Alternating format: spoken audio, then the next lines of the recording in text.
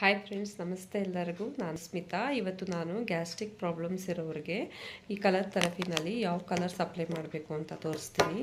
ಈ gastric problem ಆಗೋದು due to ಹೀಟಿಂದ.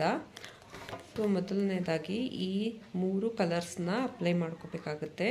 Purple, sky blue ಮತ್ತು ಗ್ರೀನ್ ಕಲರು ಗ್ಯಾಸ್ಟ್ರಿಕ್ ಆಗೋದ್ರಿಂದ ಈ ಗ್ರೀನ್ ಕಲರು ಈ ಸ್ಟಮಕ್ ರಿಫ್ಲೆಕ್ಸ್ಗೆ ಇಲ್ಲಿ ಅಪ್ಲೈ ಮಾಡಬೇಕಾಗುತ್ತೆ.